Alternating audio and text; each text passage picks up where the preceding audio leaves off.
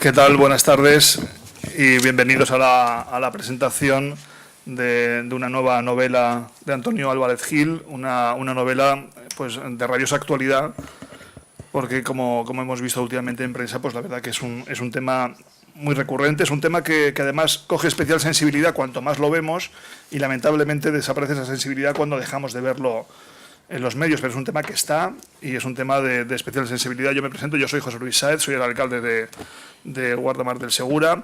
Quería en primer lugar disculpar a mi compañera Pilar Gay, ella es la concejal de Cultura y la que habitualmente os acompaña siempre en las presentaciones literarias. Se encuentra en Madrid realizando un par de cursos de formación, viene de camino hacia Guardamar y evidentemente no podía estar con todos ustedes. Yo lamentablemente también tengo que dirigirles unas palabras y me tengo que marchar porque a las 8:30 en el Casino de Torrevieja participo en un coloquio, en un debate sobre el río Segura y es algo que tenía comprometido desde hace un par de semanas y lamentablemente no os voy a poder acompañar durante toda la presentación. Pero para mí es un placer, ¿no?, contar nuevamente con Antonio, con Josep Antoni también Aznar, que será la persona que conduzca y también lleve el hilo conductor de la presentación. Antonio, pues una persona, pues voy a decir, aunque cubano de nacimiento, pues ya guardamarenco de pro y madridista, que también es un detalle a resaltar. La verdad que una persona que se ha integrado perfectamente en el municipio junto a su mujer, persona que ama a Guardamar y así lo lleva en su corazón y así nos lo transmite. Esta novela, Las puertas de Europa, yo creo que es una novela de las que llega, de las que nos hace reflexionar y de las que nos hace pensar en qué tipo de mundo estamos, ¿no? Y la pérdida de humanidad, que es de lo poco que puede presumir precisamente el ser humano y que lamentablemente vamos paulatinamente perdiendo. Cada vez tenemos la costra, cada vez tenemos la piel más gruesa en un tema de tanta sensibilidad como es el que nos trae hoy aquí a esta presentación. Yo voy a ceder la palabra a Antonio, que creo que ibais a proyectar, si no me engaño, un audiovisual. ¿Somos ahora, eh? Sí, lo que digan. ¿Sí? Y yo lamentablemente, como les he dicho, les dejaré, pero evidentemente les dejo en muy buenas manos tanto la de Antonio Álvarez como la de Josep Antoni Aznar, que serán los encargados de conducir esta presentación. Lo dicho, gracias por acompañarnos y esperemos que disfruten de la presentación. Gracias. Bueno.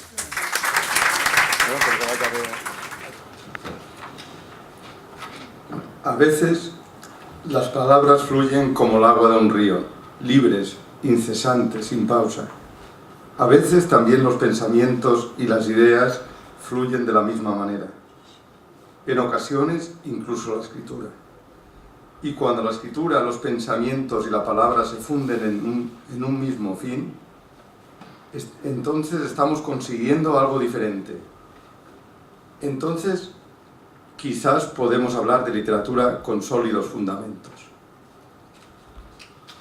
Buenas tardes, señoras y señores. El señor alcalde de Guardamar, en ausencia, José Luis Sáez, amigos y amigas de las tertulias literarias Hermanas de Guardamar y el Cresol de Crevillent.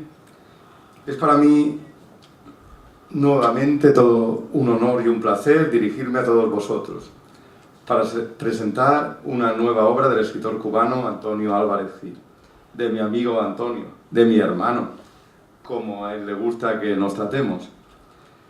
A este cubano que la vida y las circunstancias le han llevado también a ser sueco y que pues antes de esto último, en la actualidad también es medio ruso, por amor, evidentemente.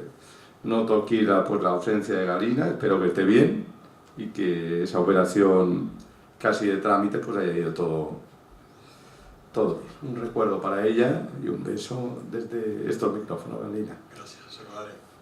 Bien, pues Antonio, ya sabéis, muchos de vosotros lo conocéis, ingeniero químico, escritor, traductor, etcétera, etcétera. Tiene 17 libros publicados, según tengo por aquí anotado, desde el año 1986, en que publicó en La Habana Una muchacha en un andén, que es un libro de relatos, ¿no? Sí. No tengo entendido. Y luego pues ya una lista pues larga hasta el penúltimo libro, que publiqué y que también presentamos aquí, que era Las señoras de Miramar y otras cubanas de buen ver. Y hoy pues presentamos otro libro que es A las puertas de Europa, que es el que hemos visto ya una serie de imágenes. Bien, también de Antonio Álvarez, pues, ¿qué más quería deciros? Que también tiene diversos premios desde el año 86, que la misma Unión Nacional de Escritores Cubanos ya le dio un premio. Tiene el Ciudad de Badajoz, el Ateneo de Ciudad de Valladolid, el de Narrativa Corta Generación del 27, el Premio Literario Pucha de la Ciudad de Irún del año 2007, el Premio Vargas Llosa, etc.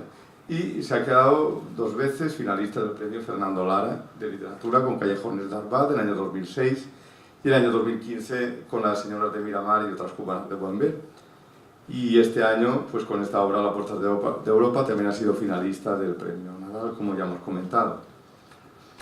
En fin, yo para mí, pues como también decía el señor alcalde, creo que también Antonio ha conectado enseguida con el espíritu, con el ambiente de España. Él quiso venir aquí, a esta tierra, porque se sentía para él la madre patria, yo lo he dicho una vez, y se sentía pues aquí como en casa, ¿no? Como sus ancestros que también se fueron de aquí. Y aquí en Guardamar pues también se siente bien, se siente muy a gusto, un ciudadano en definitiva de mundo, ¿no?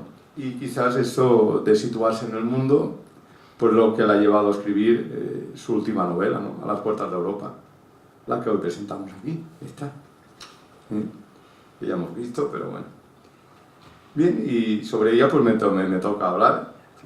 Voy a decir que es una novela que está bien escrita, una novela que está muy bien escrita y muy bien estructurada.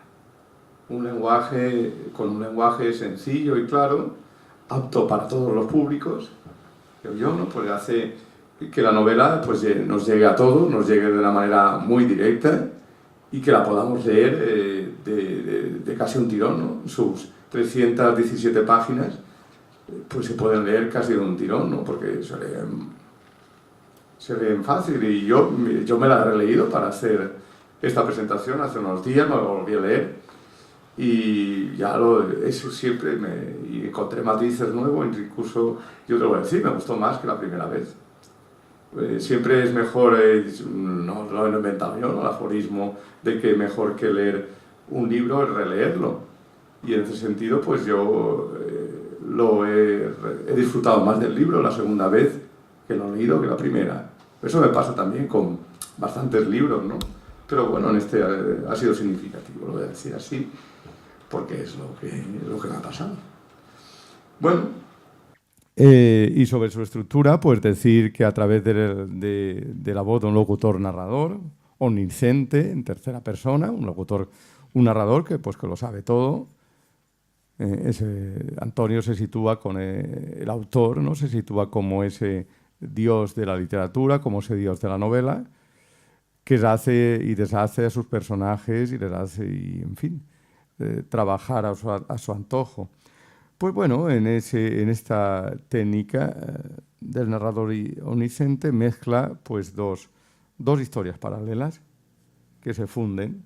Por un lado, el problema de los inmigrantes a la fuerza, como lo hemos visto, esos inmigrantes a la fuerza, entre comillas, evidentemente, que no son inmigrantes, como también son refugiados, que es distinto, esos refugiados sirios, en este caso de 2 jóvenes refugiados, que son el cristiano armenio Murat Sarkisian y un musulmán, Hassan, que por cierto no he visto que pongas el apellido del tal Hassan, de Murat, sí. Bueno, y por otro lado se cruza la otra historia, es la de la familia de bodegueros, de vinicultores, de vinateros italianos, la familia Mancini, ubicados en Céniga, un pueblo en el valle del lago Garda, como también pues, han sido muy significativas las imágenes que hemos visto. Murat y Hassan, ¿no? Viven una intensa historia de amistad Una historia de amistad que también es un poco una historia de amistad que de jóvenes, de niños se conocen, pero que la historia de amistad, pues por una serie de circunstancias, cobra una vital importancia en el libro, ¿no? Y marcará, en definitiva, el curso del libro y de los personajes y de la historia. En fin, tampoco quiero decirles, a mí cuando presento un libro también me gusta hablar poco del libro, porque a mí me gusta que el libro lo descubran ustedes, o sea, que ustedes lean el libro. Si les cuento yo todo, cómo empieza y cómo acaba, pues vaya individuo. Dice, ya lo he visto. Cuando veo una película, no dice, ya he visto, ¿has leído este libro? Bueno, he visto la película. Dice, bueno, pero ¿has leído el libro? No, pero he visto la película. No, lee el libro. Una cosa es una película, otra cosa es el libro. Evidentemente hay películas que se ciñen al 100% del libro, pero hay otras que son el 60%, el 40%, y hay películas muy malas sobre un libro bueno. Es más difícil que haya películas buenas sobre un libro malo. Lo otro abunda mucho más. En fin, estaba hablando con la historia de amistad de Murad y Hassan, que son, yo creo que es la base del libro, la que cimienta el libro, pero para el libro pues va creciendo y ya casi desde el principio pues engloba otra historia mucho más agradable, entre comillas, ¿no? Pues lo hemos visto, las imágenes ahí, ¿no? La de los viñedos, pues la familia Mancini, ahí hay una serie de personajes interesantes, por ejemplo, pues la emprendedora y luchadora Adriana. Yo cuando he visto las imágenes he visto una fotografía de una chica con una copa y le he dicho, esta es Adriana, ¿verdad? Y me dice, sí.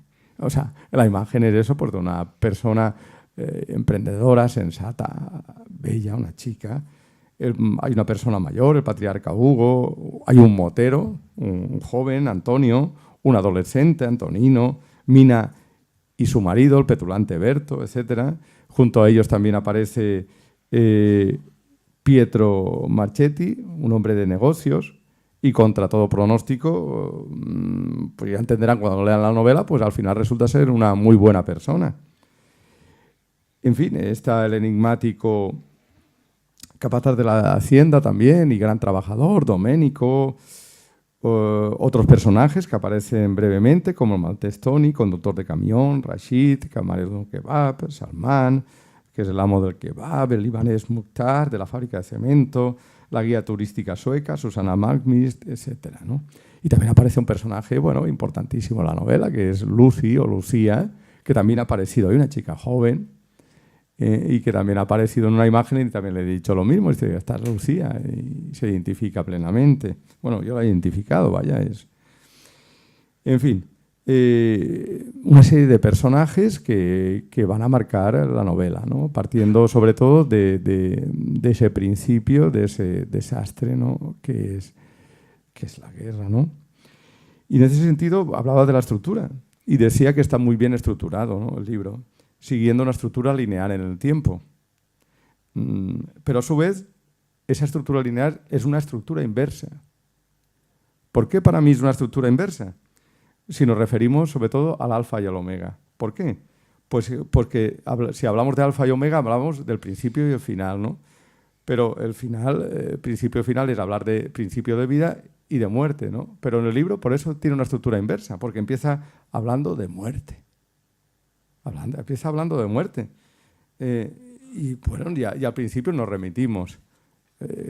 Como ya nada más empezar, vemos la muerte.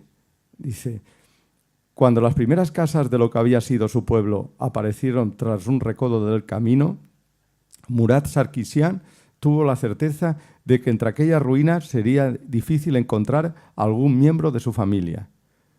El panorama no podía ser más desolador. Edificios destruidos, cenizas y escombros por doquier. Ni una pared entera, ni un alma por las calles. Solo huecos, cráteres y cascotes en todo el espacio que abarcaba la vista. Desde la altura del camión en que viajaba, Murad descubrió un brazo sobresaliendo por entre unas vigas caídas y sintió una profunda conmoción. Entonces golpeó con la palma de la mano el techo de la cabina y el vehículo aminoró la marcha hasta detenerse junto a los restos de un muro derribado. Murad se acercó al borde trasero de la caja y tras despedirse de sus eventuales compañeros de viaje se agarró de la tapa y saltó a aquella tierra calcinada y muerta. Bueno, hemos visto imágenes terribles ahí. Y por eso decía que era un poco una estructura inversa, ¿no? de la muerte a la vida. No voy a contar el final. El final del libro no se lo voy a leer tampoco. Podría leérselo, pero no se lo voy a leer. A menos que lo lean ustedes.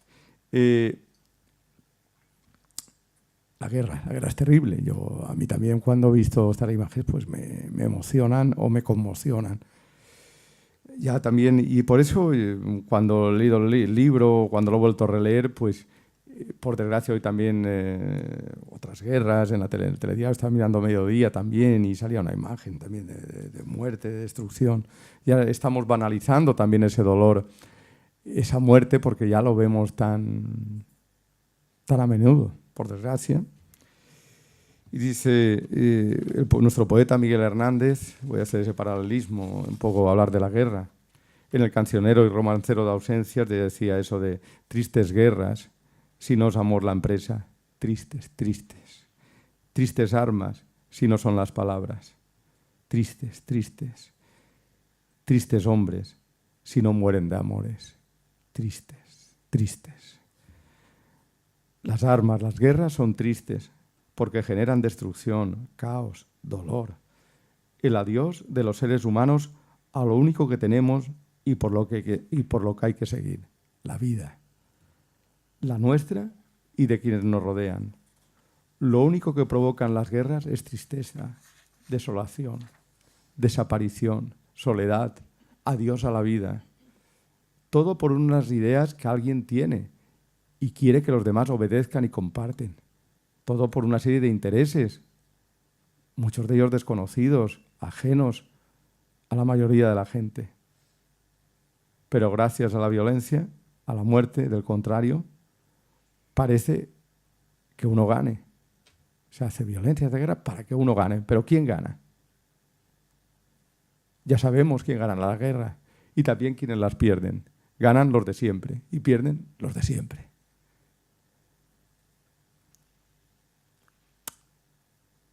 En fin, el poema Miguel Hernández, el tema de la guerra, por desgracia también lo vivió, pero fijaros, habla sobre la guerra que él vivió, que es una guerra, la guerra civil española, la guerra de España, pero todos estos poemas valen para aquí. Todo esto de todas las madres del mundo ocultan el vientre, tiemblan y quisieran retirarse a virginidades ciegas, al origen solitario y al pasado sin herencia. Pálida, sobrecogida, la virginidad se queda. El mar tiene sed y tiene sed de ser agua a la tierra. Alarga la llama al odio y el clamor cierra las puertas. Voces como lanzas vibran, voces como bayonetas. Cualquier poema. Naciones de tierra, patrias del mar, hermanos del mundo y de la nada, habitantes perdidos y lejanos, más que del corazón de la mirada. Aquí tengo una voz enardecida, aquí tengo una vida combatida e irada. Aquí tengo rumor, aquí tengo una vida. Aquí abierto estoy, mirad como una herida. Hundido estoy, mirad, estoy hundido en medio de mi pueblo y de sus males. Herido voy, herido y malherido, sangrando por trincheras y hospitales. Sentado sobre los muertos que se han callado en 2 meses, besos zapatos vacíos y empuño rabiosamente la mano del corazón y el alma que lo mantiene. Que mi voz suba a los montes y baje a la tierra y truene, eso pide mi garganta desde ahora y desde siempre. Fijaros, cualquier poema de Miguel Hernández. Hasta yo me he permitido, cuando aquí tengo unos poemas que también dediqué al tema de la guerra, de la destrucción, cuando se cometió este atentado también tan terrible en Madrid, que causó 200 muertos, o cerca de 200 muertos y muchos más. Bueno, mucho dolor. Lo llamé los trenes del dolor. ¿Recordáis estas bombas que pusieron en los trenes hace ya años? Bueno, pues también aquí tengo, no sé, qué poema leer. Dice,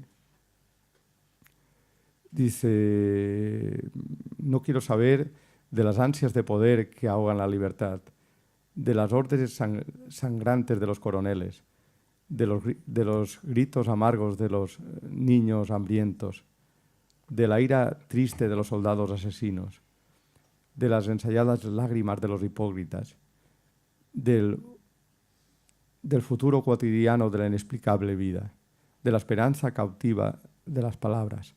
No quiero saber ni escuchar, ni recordar ni sentir, no quiero. No a la guerra. Es mi grito, es el grito que di en ese momento y el grito que en definitiva creo que todos estamos de acuerdo, ¿no? En fin, las únicas armas que admite Miguel Hernández, volvamos a él, son las palabras. Pero ¿es necesaria la violencia para imponer nuestras ideas? Yo creo que no. Miguel Hernández, evidentemente, no. Ya lo dice, tristes guerras si no es amor la empresa. Resulta, pues, en definitiva, que la palabra clave es amor. Es sobre la que gira todo el poema. Junto a ella están las palabras y los amores. En el lado opuesto están guerras, armas, tristeza. Así que la palabra se convierte en nuestro instrumento fundamental para ser nosotros mismos. Mismo Miguel Hernández dice: pintada no vacía, pintada está mi casa del color de las grandes pasiones y desgracias. Regresará del llanto donde fue llevada con su desierta mesa, con su ruinosa cama. Florecerán los besos sobre las almohadas y en torno de los cuerpos elevará la sábana su intensa enredadera nocturna, perfumada. El odio se amortigua detrás de la ventana. Será la garra suave. Dejadme la esperanza. Sí, el poeta proclama que el amor no es fácil. En el libro, A las puertas de Europa, y ya volvemos a este libro, permitidme este viaje que he hecho con Miguel Hernández, ese paralelismo. En el libro A las puertas de Europa también tenemos historias de amor, no solamente de guerra. Y las dos, hay dos historias de amor, y las dos no son fáciles. Por un lado tenemos la de Adriana y Pietro, y por otro lado la de Murat, la de los jóvenes Murat y Lucía. De hecho, pues aquí en el libro queda también reflectido, bueno,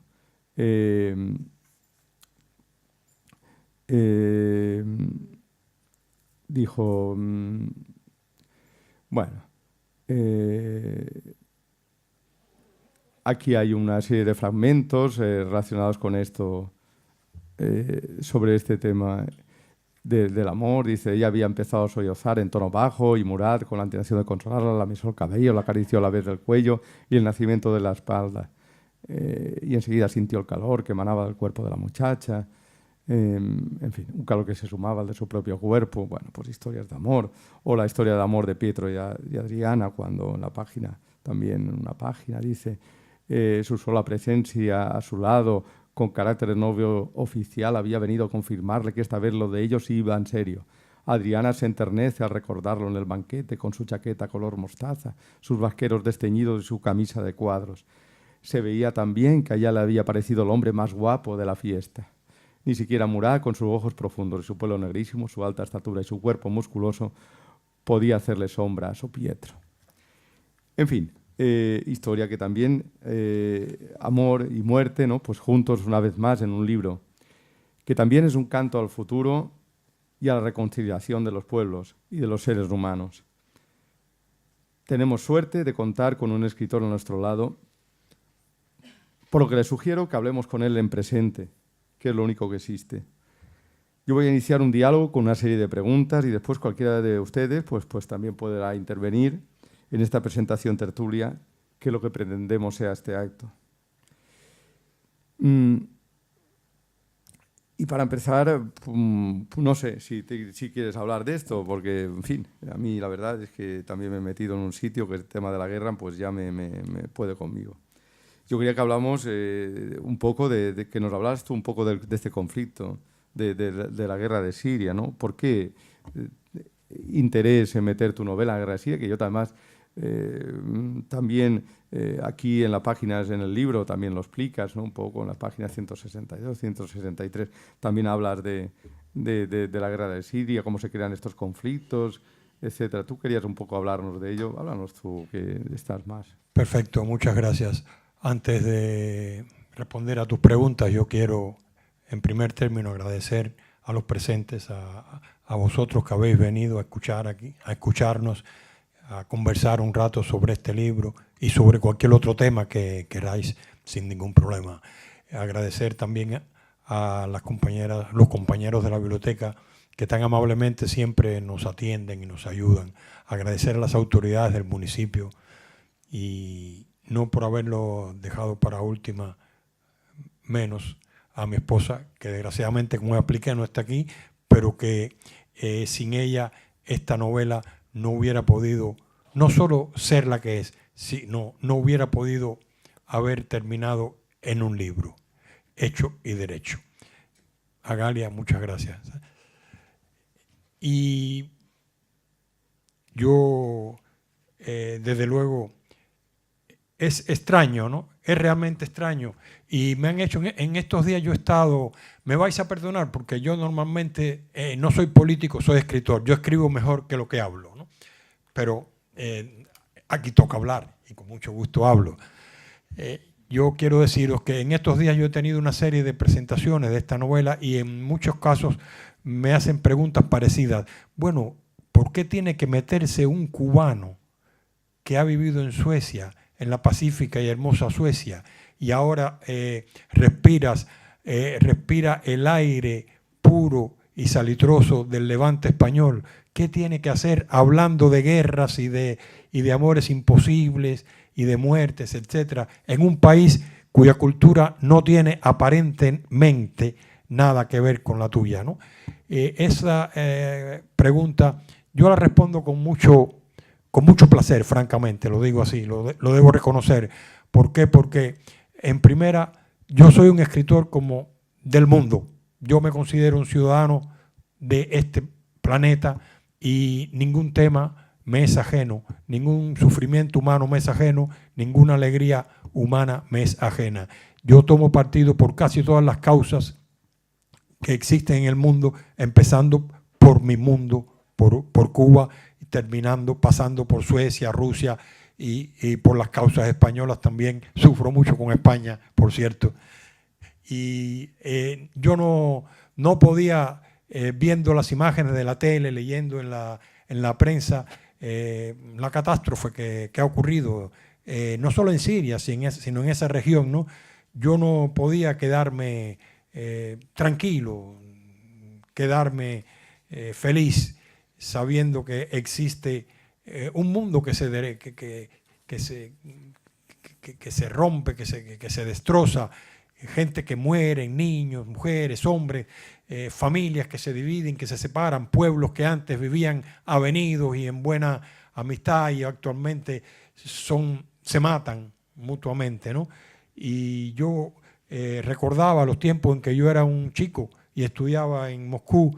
Yo tenía amigos de esas regiones, yo tenía amigos sirios, amigos iraquíes, afganos que estudiaban conmigo, chicas y chicos del Líbano, de toda esa región, marroquíes, y yo recuerdo que eran muchachos como yo, como nosotros, andaban igual que nosotros, fumaban, bebían, andábamos por ahí, cuando cobramos el estipendio nos íbamos a los cafés, bebíamos, bailábamos, hacíamos todo, ellos hacían todo lo que hacían los demás estudiantes de cualquier país del mundo. Era un mundo bastante secular. Yo recuerdo que una vez a un marroquí, un chico de Marruecos que estudiaba con un amigo mío, pero bueno, lo conocíamos, le decíamos el arabito, porque los cubanos le poníamos nombres a casi todo el mundo, ¿no? Y como tenían un nombre bastante raro, lo conocíamos entre nosotros por el arabito. Le dije, chico, ven acá, y yo siempre he leído en los relatos de Alí Baba, y etcétera, y todo lo que yo he leído, que las mujeres andan con esos, yo no sabía cómo se llamaba, etcétera, ¿no? Con la cara tapada. Y dice, no, chico, eso era antiguamente y todavía en los campos, pero en las ciudades, ¿no? ¿Ves? En las compañeras nuestras realmente, ¿no? Y entonces cuando uno vuelve la mirada hacia ese mundo actual y ve lo que existe, lo que está ocurriendo, ya no para hablar de los pobres cristianos, cómo viven, malviven y mueren en las regiones donde realmente se inició el cristianismo, ¿no? yo no soy un creyente practicante, yo soy un católico, un cristiano por cultura, ¿no? Y unas veces soy más cristiano y otras menos, ¿no? Cuando me acuerdo a veces, cuando se me olvida un poco, ¿no? Pero como casi toda la gente de mi pueblo, de mi país. Pero en definitiva, yo veía cómo entraban bandas de yihadistas y con las barbas y las chilabas y los AK-47 y mataban y quemaban a los cristianos. Y decían, ¿por qué? Y los coptos en Egipto los matan y destruyen iglesias y les ponen bombas. Y yo decía, ¿pero qué está pasando si esa gente siempre habían vivido juntos? ¿Qué es lo que ha pasado en el mundo? Y yo realmente escribí este libro pensando en eso, pensando en mis amigos, en mis antiguos compañeros, en ese mundo que yo no conocí directamente porque nunca he estado en esos países, pero sí conocí de referencia, de muy buena referencia, de tanta que incluso una de mis compañeritas, amigas, una cubana muy bonita y muy simpática, ella se casó con un sirio de aquellos y están viviendo en Moscú todavía y tienen una familia totalmente secular, las hijas, etcétera. O sea, son felices y hasta el día de hoy viven juntos. Y yo veo cómo ese mundo se acabó y me preguntaba por qué y qué yo puedo hacer. Yo no puedo hacer nada, francamente. Este libro está lleno de preguntas, yo no tengo ninguna respuesta porque la situación ahí es tan complicada, tan difícil, tan enrevesada, que incluso explicarla es difícil. ¿Qué yo voy a intentar, un sencillo escritor de novelas, a tratar de explicar a nadie qué es lo que ha ocurrido en ese mundo y mucho menos cómo resolver el problema? Eso se lo dejamos a los políticos, ¿no? Y yo no califico para políticos ni de ayuntamiento, o sea que hay tanta gente y Unión Europea y ONU, etcétera, que deberían haber resuelto ya esos problemas y no sé, y parar de tener esas guerras fratricidas, porque casi siempre son entre personas de una misma cultura o de culturas parecidas o que han vivido juntos. Y yo me hacía todas esas preguntas. Yo decía, ¿qué yo podía hacer? Y yo podía escribir una novela. Y la escribí. Yo quiero decir que yo no soy ni sirio, ni etcétera, pero también tuve amigos armenios, por cierto. Y es una nacionalidad que a mí me simpatizaba mucho, porque en la Unión Soviética, yo recuerdo, Armenia es una pequeña república, era una pequeña república perteneciente a la Unión Soviética. Yo viajé mucho por el Cáucaso, etcétera, y conocí muchos armenios, y siempre nosotros nos burlábamos un poco de ellos, porque eran muy nacionalistas, y yo no entendía por qué eran tan nacionalistas, y etcétera. Ellos defendían mucho su nacionalidad. Y después pasaron los años y yo me hice mayor, maduré, estudié, aprendí, adquirí cultura y supe que esa Armenia pequeñita es lo que quedaba de la gran Armenia que en un tiempo hubo. Esa fue una gran nación, un gran pueblo, y fue el primer pueblo que adoptó el cristianismo como institución nacional, fijaos.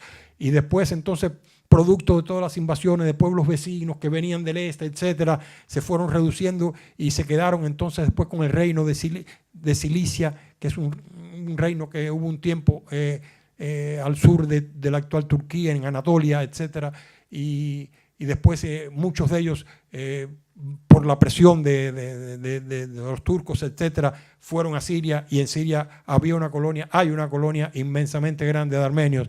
Y entonces a mí me pareció que para yo meterme en la piel de uno, para construir un héroe y yo poder meterme en la piel de ese personaje, que era mejor si fuera cristiano, que iba a tener muchas cosas más en común conmigo, con mi cultura, con mis tradiciones, ¿no? Y por eso ese chico, Mourad Sarkisian, es un muchacho cristiano, pero es sirio, porque todos ellos son sirios. Ahí en Siria hay distintas nacionalidades históricas de cuando Jesucristo, de ese tiempo, etcétera. Hay unas cuantas, y una gran parte de la población siria eran o son armenios. Entonces esta novela surge de... Yo no voy a hablar mucho de la guerra, ya mi colega y presentador ha hablado de la guerra, yo voy a hablar un poco del amor.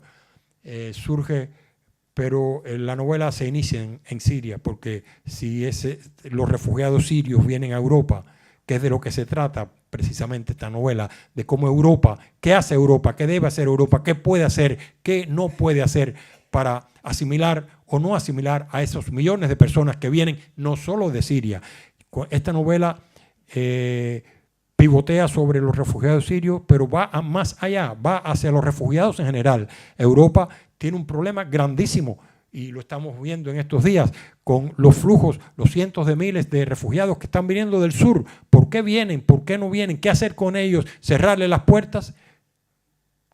Italia, Malta, abrir las puertas, España, Valencia, o a la vez que estén dentro, ¿qué será de ellos? Los tendremos que ver toda la vida vendiendo relojes de fantasía y gafitas en la calle y vigilando cuando llegan la policía para arrancar corriendo con su manta al hombro, etcétera. Los tendremos que ver así toda la vida o se podrán integrar. Tendremos que ver toda la vida gente subculturas, o sea, gente que vive en el país pero no viven contigo, sino viven aparte, o serán capaces los europeos en alguna ocasión, en algún, no sé, año de algún siglo, de integrar a todas esas personas que vienen y decir, todos somos europeos, todos tenemos la misma cultura, todos somos iguales, no necesariamente la misma religión, pero tener los mismos valores sociales, morales, etc.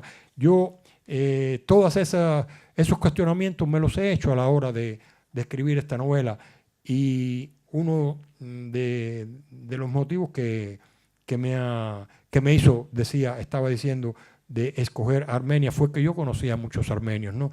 Y que después me di cuenta por qué ellos eran tan nacionalistas, porque era la única manera de salvarse, de habiendo tenido una gran Armenia, una nación que abarcaba casi toda Anatolia y parte del Cáucaso, a estar en peligro de ser devorados por los pueblos vecinos, ¿no? Entonces por eso se hicieron tan nacionalistas. Pero yo de lo que quiero hablar, más bien, si te estoy respondiendo a la pregunta, tú me tocas. Me estás respondiendo a todas las preguntas. Tengo yo bueno, 18 preguntas de poner a hablar y me bueno, no, todas, me callo y te doy posibilidad de preguntarme más. Esa función me la hace Galia cuando está aquí presente, me hace una ceñita, que hay un código que ellos tenemos y dice, frena. Y yo freno, si no, sí. He visto que he empezado a hablar de refugiados precisamente. Y yo, fíjate, pues ver aquí la pregunta número 5. Dice, además de la guerra hay otra palabra clave en la novela, que es refugiado. Hablamos también de este concepto y qué significa para ti, pero ya me lo has dicho, ¿no? El problema de los refugiados está ahí. Hay también un concepto que también es de guerra, de refugiado, que hemos nombrado, pero hay otro también que también lo tratas y que yo creo que para ti también es importante, que es el concepto de manipulación de la información, y que aquí en las guerras la manipulación es evidente, en todas las guerras, aquí también, evidentemente en esta guerra.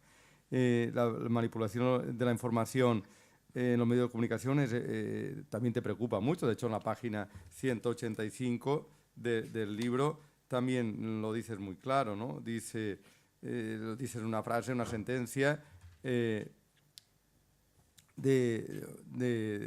bueno, es real. Dice, la verdad es la primera víctima en cualquier conflicto bélico.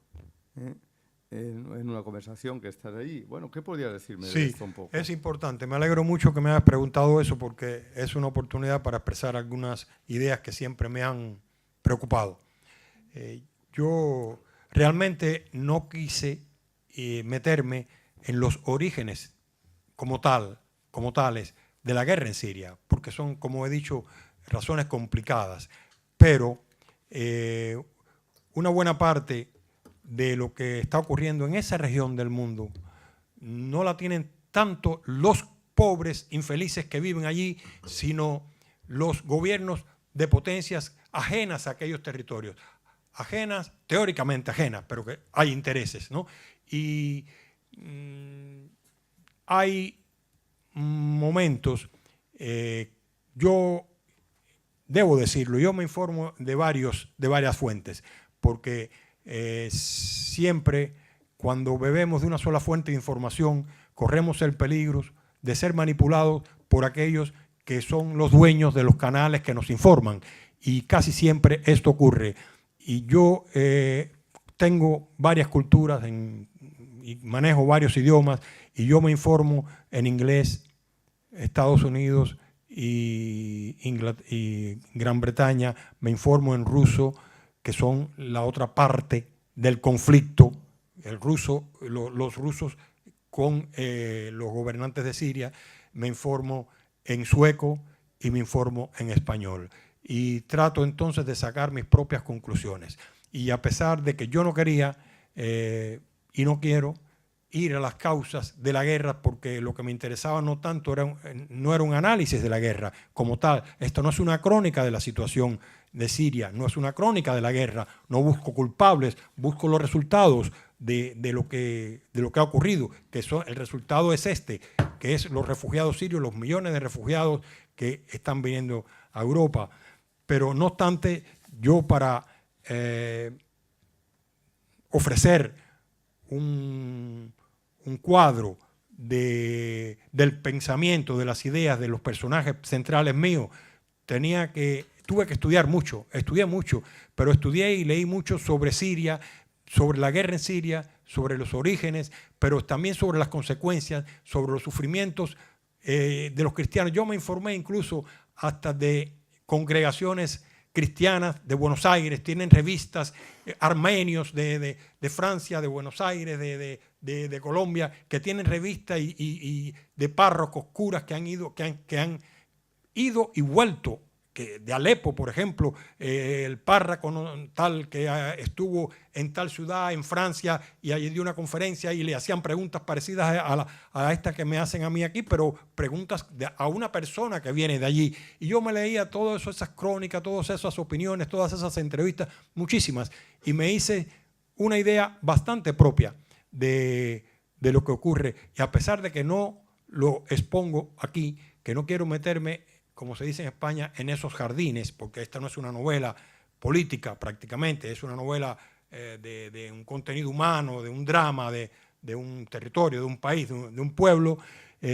Yo tengo una idea bastante para mí y clara de qué ha ocurrido ahí, que no quiero decir que tengo la razón, ni intento tener la razón, pero por lo menos me he informado de diversas fuentes y he podido poner en boca de los dolientes de la novela, de los personajes centrales de la novela, que sí provienen de ahí, he podido poner ciertas frases que se las adjudico a ellos, pero yo las he sacado de personas a las cuales yo he leído, que provenían también de esas regiones y que son personas bastante cercanas a mi cultura, a la cultura secular europea, etcétera, tanto secular musulmanes como seculares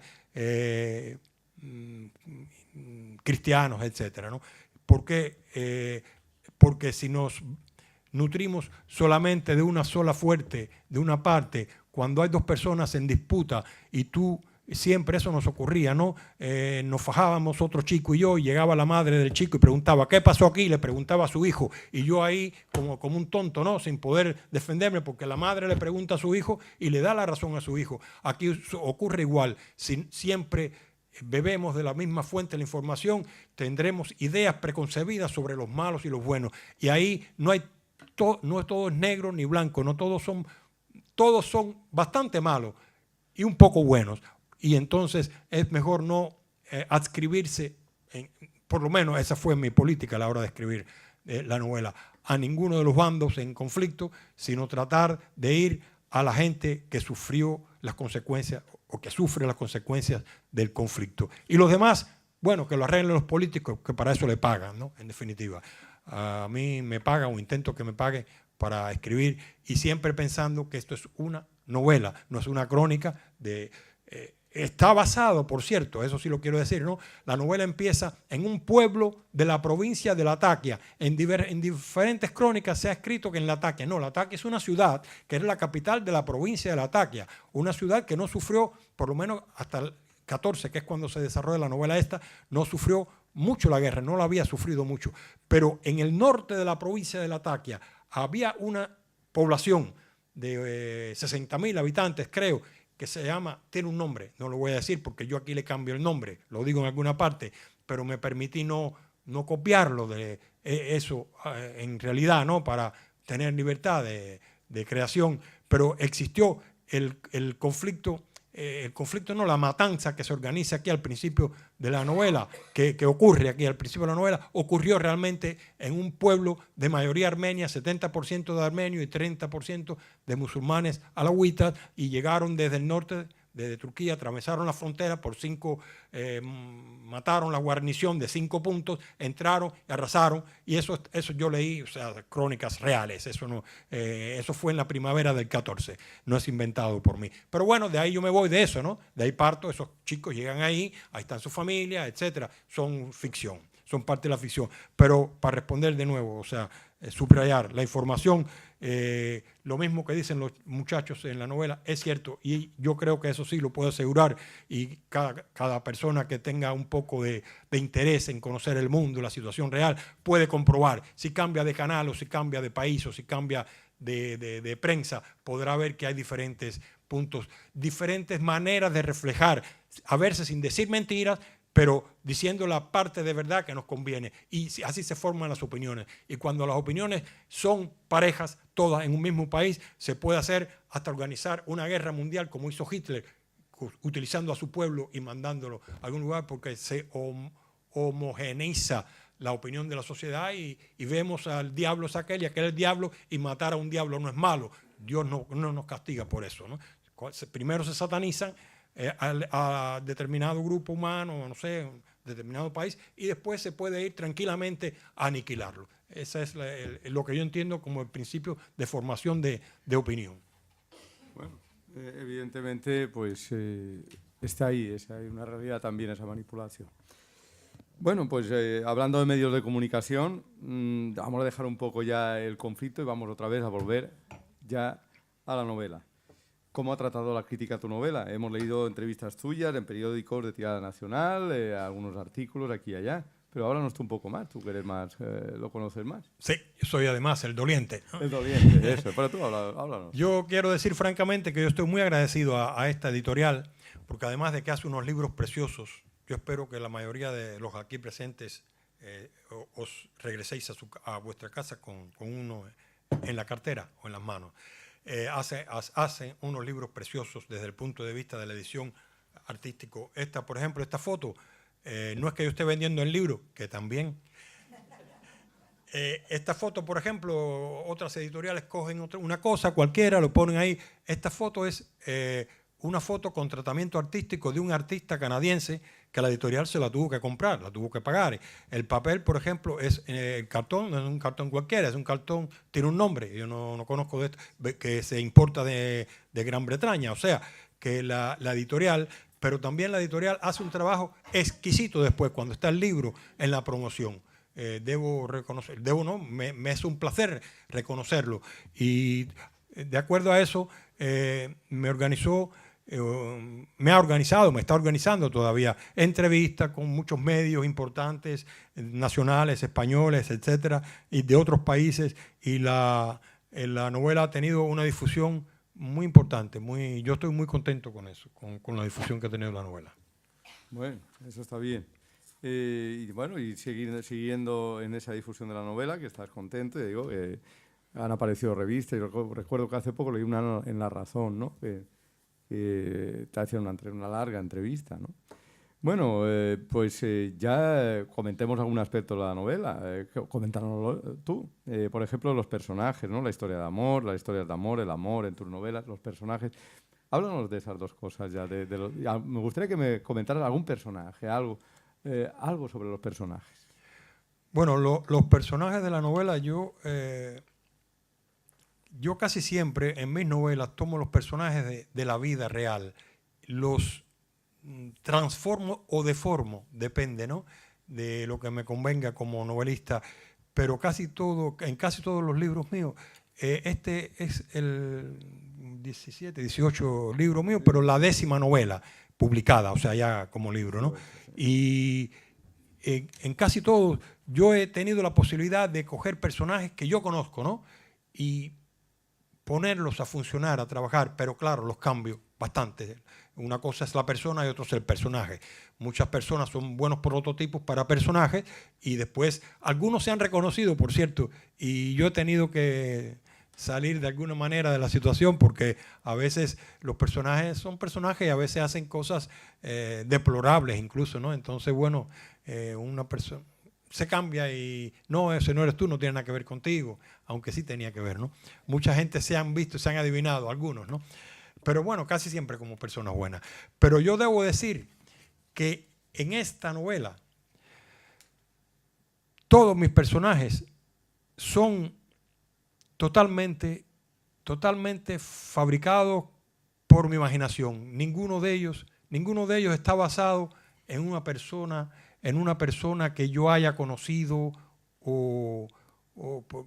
Adriana es la principal, Mourad es el chico, el héroe principal de la novela, la chica que es la hija de Adriana. Adriana es una vinatera, una empresaria que muchas veces me han dicho que la reconocen como una heroína, una guerrera realmente de la vida. El Pietro Marchetti sí lo cogí de un amigo mío italiano que se llama Pier Paolo Marchetti, bueno, pero no se parece tampoco. O sea que los personajes de esta novela, me han llegado, me han venido.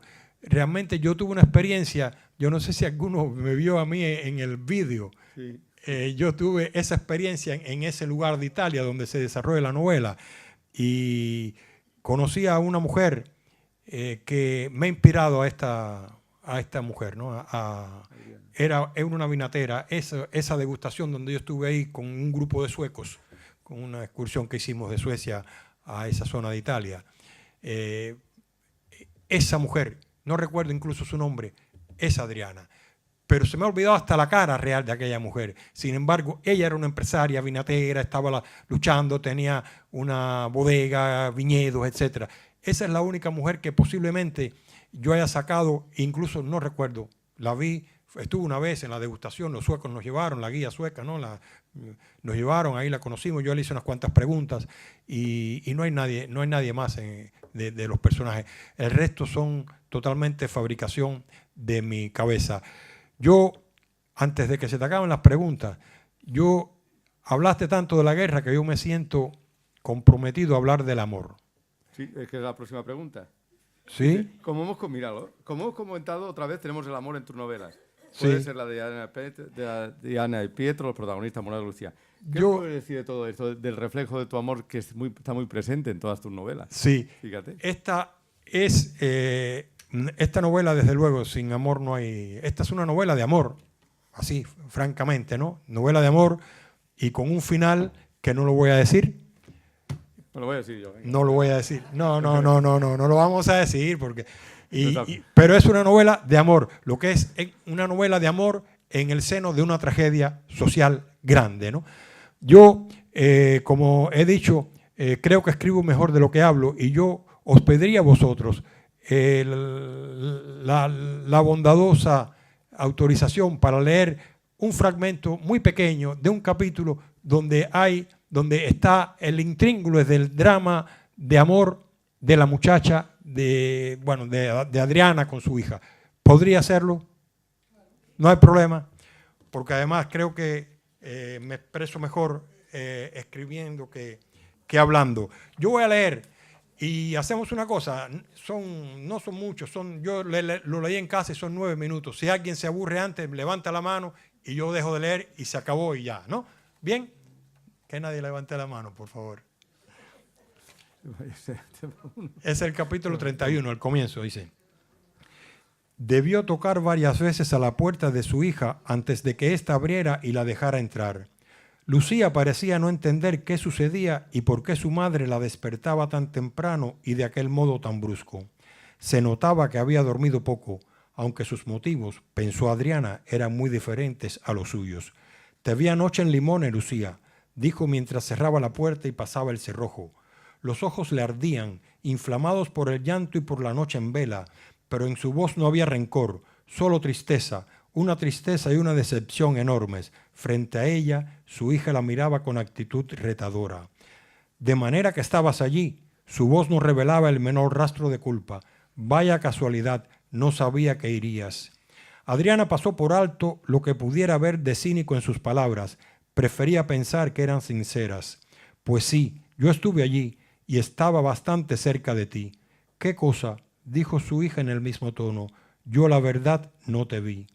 «Claro, tenías otras cosas que ver, pero si hubieras visto a tu madre, tal vez te habrías asustado». ¿Por qué, mamá?, se defendió Lucía. ¿Y por qué no fuiste a saludarme? Soy tu hija. Porque cuando vi con quién y cómo estabas, fue una ofensa tan grande que pensé que me daría un infarto. Hasta Susana se asustó, pensando que me ocurría algo grave. ¿Cómo has podido hacerlo, hija? ¿Qué he hecho, mami?, dijo Lucía con voz firme. ¿Qué de malo he hecho? He salido a cenar con un chico que me gusta, que es una persona tan buena y humana como tal vez no hayas conocido tú ninguna en tu vida. ¿Cuál es el problema? Anda, dímelo. Buena pregunta, señaló ella. Ahora intentaba ser irónica, aunque no estaba segura de poder lograrlo. En general, ya no estaba segura de nada, ni de su hija, ni de sí misma. Todos sus valores de siempre habían caído y rodado por el suelo. Pero tienes razón, no has hecho nada malo. Es más, sé perfectamente que nunca harás nada malo. La cuestión es si esos árabes no harán nada malo contigo. ¿Me entiendes, Lucía? Eso que estás diciendo me suena un poco enrevesado. Dime una cosa, ¿tú misma te entiendes? Adriana se acercó a la ventana, descorrió la cortina y abrió el postigo. Inmediatamente, la luz del nuevo día inundó la habitación. Ella desvió la vista afuera y se detuvo en las viñas y las casas vecinas. El sol iluminaba el valle del Zarca, que empezaba a mostrarse con los tonos de otoño. Mira, hija, esto no es una telenovela brasileña. Las cosas no son tan sencillas como pueden parecerte a ti. No voy a ponerme a hablar aquí de las clases sociales, ni de pobres y ricos y bobadas de esas. De lo que se trata es de evitar una tragedia. ¿Qué sabes tú de esos pueblos, religiones y culturas en Oriente Medio? ¿Conoces acaso cómo son allí las relaciones entre el hombre y su esposa? ¿Has oído alguna vez hablar de las leyes de la Sharia, de la poligamia y la discriminación de la mujer en el seno de esos pobres pueblos? Mamá, casi grita Lucía, eso que dices son cosas de musulmanes fundamentalistas. Mourad ni siquiera es musulmán, es cristiano, ¿lo sabías? Es armenio. ¿Conoces tú algo de la historia de la nación armenia? ¿Sabías que es el pueblo más antiguo del cristianismo? ¿Podrías indicarme dónde queda Armenia en el mapa del mundo? Me da igual, dijo ella con el mismo tono amargo en la voz que al principio. ¿Qué me importa a mí dónde queda eso, si cerca de China o de la Conchinchina? Pues a mí no me da igual, madre, y francamente, si conocieras un poco mejor a Mourad, seguramente no hablarías así. Adriana volvió a asomarse a la ventana. Iluminadas por el sol de la mañana, las Dolomitas se veían esplendentes. Entonces pasó la vista por el valle y mientras contemplaba la inmensidad del cielo, levantó los puños cerrados y ahogó en su pecho un grito de dolor. Dios mío, Dios, clamó para sus adentros. ¿Por qué? La pregunta desgraciadamente quedó sin respuesta. Nomás ayer le pedía a ese mismo Dios que no interrumpiera lo que parecía ser uno de los ciclos más felices de su vida. No la oyó. O quizás la oyó y decidió castigarla por su excesivo optimismo, por la euforia y la alegría de vivir. Sí, porque miedo, penitencia y castigo eran la base de la religión, miedo y castigo divino. Porque el Señor se lo habría enviado justamente la noche en que ella se pensaba a sí misma una mujer feliz. ¿Qué era aquello? ¿Justicia divina o equilibrio natural? Lo cierto es que Lucía estaba allí, reclamándole no sabía qué derechos de elección personal, mientras ella, Adriana Mancini, una mujer hecha a sí misma, una guerrera de la vida, había pasado la noche sin dormir porque como buena madre que era, se preocupaba por el futuro de su hija. Como no encontró en el cielo respuesta a sus preguntas, Adriana dejó su puesto junto a la ventana y se sentó en un butacón forrado de pana que Lucía conservaba en un rincón del cuarto. Hija, dijo entonces, te propongo analizarlo todo fríamente y resolverlo como las personas civilizadas que somos. Disculpa, mamá, pero es que no veo qué cosa tendríamos que analizar. Salgo con un muchacho de quien estoy enamorada. Sé que es una persona excepcional, que me quiere y me trata muy bien. ¿Qué podríamos discutir nosotras dos sobre eso? ¿No te das cuenta de las diferencias entre vosotros? ¿No ves que no tenéis nada en común? No, dijo Lucía, no lo veo. Pero además, si conocieras mejor a Mourad, si te contara la historia de su pobre familia... Mira, hija, te diré algo. Anoche cené con los turistas suecos en el restaurante Le Palme de Limone. En cierto momento de la noche, la guía me dijo que volviera la cabeza para que viera una pareja de enamorados que estaba sentada del otro lado del pasillo. Cuando lo hice, casi me da algo. Eras tú, totalmente embelesada con el chico ese. Te pregunto de nuevo, mamá, la interrumpió Lucía, ¿qué tiene el chico ese? ¿Qué te provoca tanto rechazo? Su país, respondió al instante Adriana, su país, su cultura, sus costumbres, su idioma, su manera de ver el mundo, sus continuas guerras. Ya te dije al principio que esos son países donde la sangre corre como si fueran arroyos bajando de las montañas. Mamá, te lo pregunto por segunda vez, ¿conoces acaso a Murad? ¿Conoces la historia de su familia? ¿Cuál es la historia de su familia? ¿Qué te ha contado él? Me enseñó las fotos de su casa, de sus padres y sus hermanos. Vivían en un pueblo de mayoría cristiana, cerca de las montañas y las costas. Vivían bien. Y vivían bien. Su padre era joyero y él estudiaba en Damasco. Seguramente sabes que terminó el 4º año de medicina. Sí, dijo Adriana con impaciencia, lo sé, pero ¿qué tiene eso que ver en todo esto? Que no es el diablo peludo que tú pintas, es un chico de una familia decente y una víctima de la guerra en su país. Lo que deberías saber de su familia es que en un ataque de los yihadistas al pueblo donde vivían, resultaron todos asesinados por los barbudos. Murad acudió desde Damasco en su auxilio, pero cuando llegó, su casa estaba destruida y su familia toda enterrada en alguna fosa común que no pudo encontrar. ¿Qué te parece? Terrible, respondió Adriana, y tras una breve pausa agregó, ¿estás segura de que no sufren alguna secuela psíquica después de haber vivido esos horrores? Es muy triste, desde luego, pero eso no cambia mi opinión sobre tu relación con él. Es más, su historia me reafirma en lo que pienso. Pues entonces será un problema tuyo, mami, no mío. Adriana se levantó y se acercó a su hija, que no movió un músculo por ir a su encuentro. Mi niña, dijo entonces, creo que no me has entendido bien. Murad es un chico excelente, pero no es un hombre para ti. ¿Por qué? Ya te lo he explicado varias veces, no lo has entendido. Lo que no puedo entender es qué te molesta de él, que no es italiano. Bueno, quiero que sepas que a mí no me interesa ese detalle. ¿Detalle?, dijo Adriana. Bueno, Lucy, allá tú. Luego no digas que tu madre no te previno del peligro. Gracias, mamá. Pero si realmente me quieres, deja a un lado los prejuicios y trata de entenderme. Por lo demás, puedes estar tranquila. Yo sé cuidarme sola. Además, Murad me cuidará siempre muy bien de cualquier peligro que me ronde. ¿Nadie levantó la mano?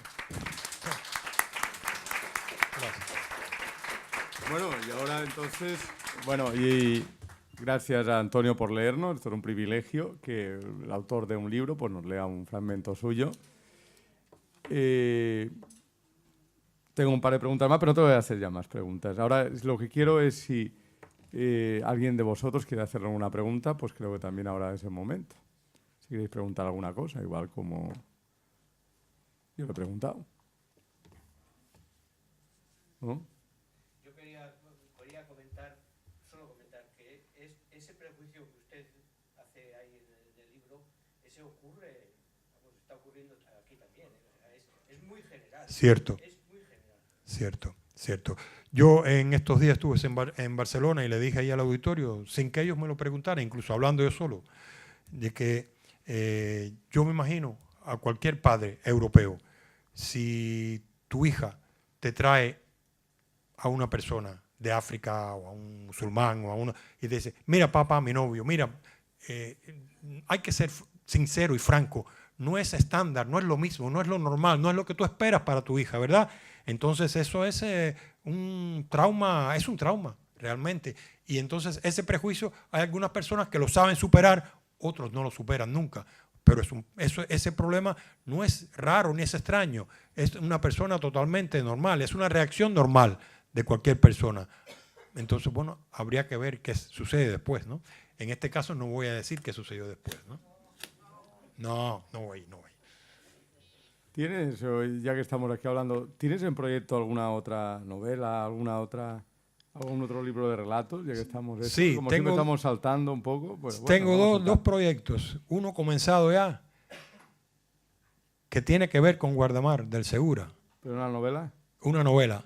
Sí, ya. Relatos yo escribo de vez en cuando, no sé, tengo alguno nuevo por ahí que no he publicado, pero es una novela que se desarrolla en Guardamar, en esta zona, ¿no? Cuando Guardamar no era Guardamar, en dos tiempos. En el tiempo del siglo X, cuando Abderramán III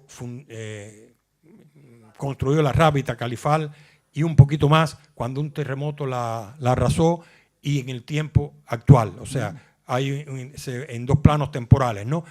Ya la novela está empezada, estoy en fase de investigación, pero también escribiendo, ya tengo varios capítulos y estoy luchando con ella en el tiempo que me deja la promoción del libro, que me roba bastante, ¿no? Pero aparte de eso, tengo un proyecto, otro proyecto más. Cuando termine ese ya estamos pensando, Galia y yo, en el segundo proyecto, que es un proyecto lindísimo que se le ocurrió a Galia y lo vamos a hacer a 4 manos. Un proyecto que tiene que ver al mismo tiempo con Alexander Pushkin y con Dumas, el escritor francés. Es un proyecto un poco loco, basada en unas teorías locas que Galia leyó en unas páginas de la prensa rusa, pero que nos gusta muchísimo, y como novela, si tenemos tiempo, fuerza y energía, vamos a también desarrollar ese proyecto. Por ahora estoy muy entusiasmada con el proyecto del monje guerrero. Bueno, estoy en eso, en Guardamar. Bueno, o sea que estamos, como veo, no paramos, estás joven. No, hay que trabajar. Estás muy joven. Bueno, ¿alguna pregunta más o ya cerramos esto, no? Como queráis. Bueno, pues muchas... Yo, para terminar, también voy a permitirme, pero yo no voy a leer un capítulo, solo ya me gustan una frase. Y en lo que él busca el capítulo, yo voy a deciros que los que tengáis la paciencia de llegar hasta el final, tendremos un vinito para conversar un poco, un rato, y el vinito ya está. No tenéis que salir corriendo para casa, ¿no? Está ya cerca, ¿no? Dice, fíjate, una conversación, ¿no? Hemos hablado de la guerra, hemos hablado del amor, ¿no? Pero yo también estoy muy de acuerdo también con lo que dice aquí. Dice, hay mucha gente mala en este mundo, dijo por fin. ¿Verdad, Pietro? Dice, y contesta, dice, claro que sí, Adriana, pero también es cierto que hay mucha gente buena. Mírate a ti cómo sufres por algo que no tiene que ver contigo. O sea, que seamos optimistas. Hay mucha gente mala, es cierto, bastante, pero yo creo que hay mucha más gente, y te lo digo también desde mi experiencia personal y el trato con las personas, pues que hay mucha gente buena, mucha más que mala. Pero a los malos pues se nota más, claro. Eso es lo malo. En fin. Y ya para acabar, ¿no? Pues agradecerles a todos ustedes la asistencia en mi nombre propio y, por supuesto, en nombre del escritor y de la biblioteca y de las personas que han colaborado en que este acto pues, pudiera ser una realidad. Y, por último, pues, como siempre digo cuando presento una obra literaria, pues que la compren, si no la tienen ya. Compren el libro Las puertas de Europa y léanlo. Estoy convencido que no les disgustará. Y pueden sacar provecho de sus páginas. Y consejo, pues alguien poderoso, creo que era el rey de Castilla, Alfonso V, alguien poderoso y con mucho mando, dijo eso de los libros son, entre mis consejeros, los que más me agradan. Porque ni el temor ni la esperanza les impiden decirme lo que debo hacer. En fin, también pueden comprar el libro para regalarlo.